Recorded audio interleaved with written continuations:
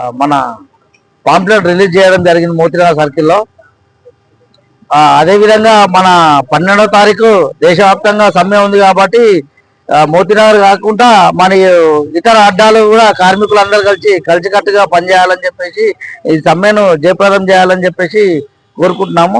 అంతేకాకుండా ఇక్కడ ఎవరైతే ఇన్సూరెన్స్ కార్డులు ఉన్నాయో అవన్నీ తక్షణమే మీరు అన్ని సకాలంలో రెన్యువల్ చేసుకోవాలని చెప్పేసి మేము కోరుకుంటున్నాము.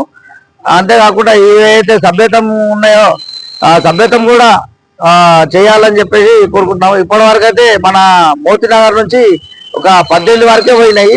18 కాకుండా సమస్య ఏంటంటే ఇక దాదాపు ఒక 800 మంది కార్మికులు ఉంటారు కాబట్టి 18 వరకు పోవడం చాలా బాధాకరమైన విషయం కాదు. అది ఎంతమంది ఉన్నారు అనేది సమస్య కాదు, సభ్యతం చేసామా లేదా అనేది కావాలి మనకు.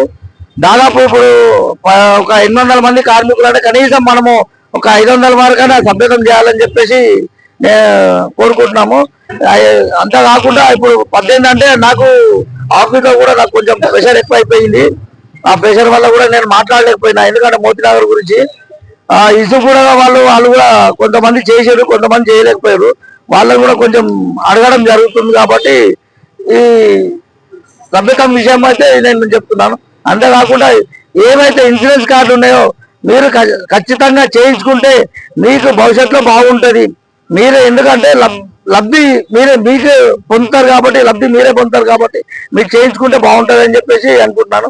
అంతేకాకుండా మీకు అర్థం కాకపోతే ఇక్కడ బాలు ఉన్నారు, ప్రెసిడెంట్, ఆయన సెక్రటరీ శంకర్ గారు ఉన్నారు, తర్వాత మన నరేంద్ర గారు ఉన్నారు. ఇలా ముగ్గురిని సంప్రదించేసి మీరు కార్డు తీసుకోవాలని చెప్పేసి కోరుకుంటున్నాను. అంతేకాకుండా సభ్యతం కూడా ఇలా ముగ్గురిని అడిగి సభ్యతం చేయించుకోండి. మీరు చేయించుకుంటేనే బాగుంటుంది, ఫ్యూచర్లో మీకు బాగుంటుంది. సభ్యతం ఎందుకంటే ఒక సభ్యుడు పనిచేస్తుండు అని చెప్పి అవకాశం ఉంటుంది, ఎందుకంటే అడగడానికి అవకాశం, మీకు ఆ సభ్యుడు అడగడానికి అవకాశం ఉంటుంది కాబట్టి ఆ సభ్యతం తీసుకోమని చెప్పేసి అడుగుతున్నాం. మేము ఇన్సూరెన్స్ కార్డు తీసుకున్నాము, మాకెవరు చేస్తారు, మాకేం చేస్తారు, ఏం చేయరు అన్న ఆలోచన కాదు. ప్రతి ఒక్కసారి ప్రతి రోజు వీళ్ళు వచ్చి మీరు కలిసిపోతారు.